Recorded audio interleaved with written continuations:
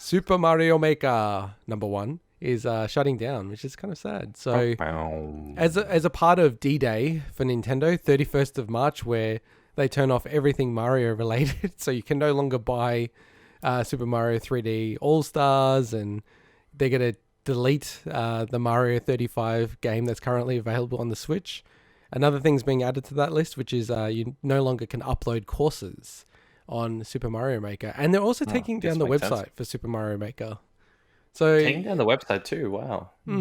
So it was released on the Wii U back in 2015.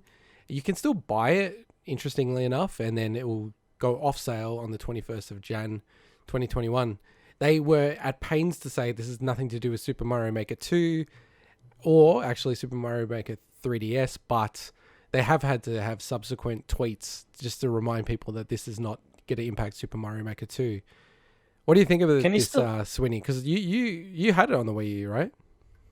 No, I did not own it on the Wii U. Oh, I've got a copy of it on the Wii U. I thought you had it for some reason. No, our friend, I think, had it, Chris.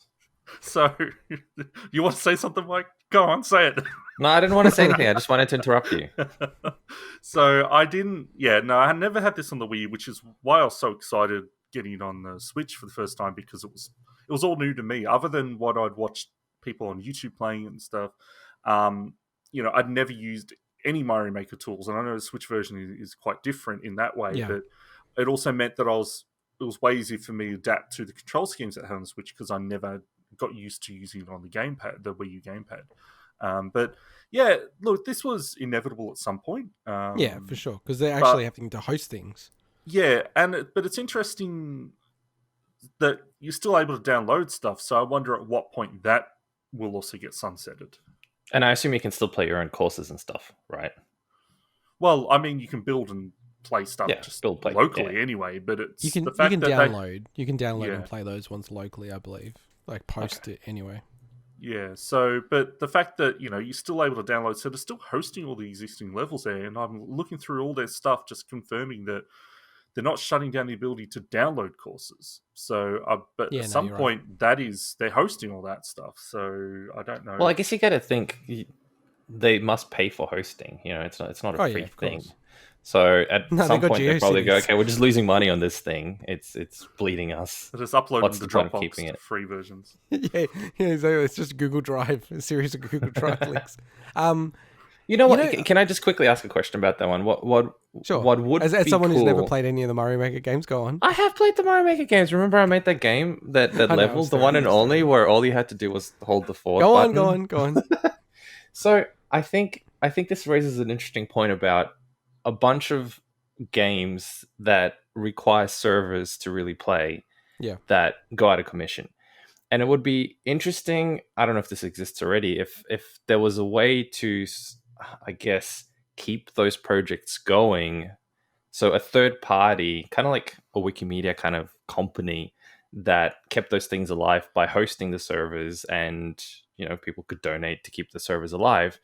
But of course, you'd need Nintendo / all the other companies to somehow send traffic to the correct place, I suppose. But it'd be really cool if there was a way to do that.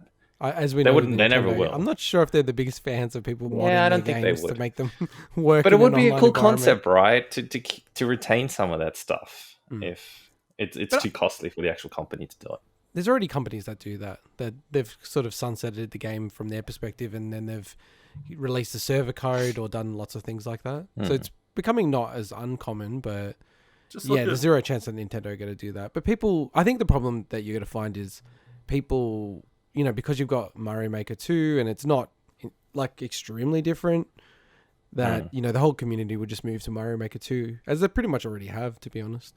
Just look at World of Warcraft, until they brought back the classic version by Blizzard themselves. That was a big thing about, essentially keeping the classic version up.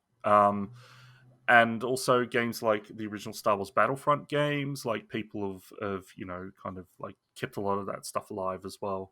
But as you said, like the fact Nintendo are involved in this, and there's little to zero chance of there ever being a thing.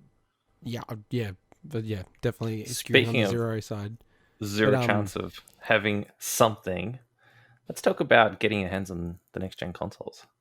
No. I wasn't going to move on just yet. Oh, come on. That was a perfect segue. I control the segues here. I got the buttons. Fine, segue lord. The one thing that I was... He who controls the segues. Exactly. He who controls the video controls the segues. The thing for me, because, it's been about a year and a half since Mario Maker 2 came out, and I was actually extremely excited about that game coming out.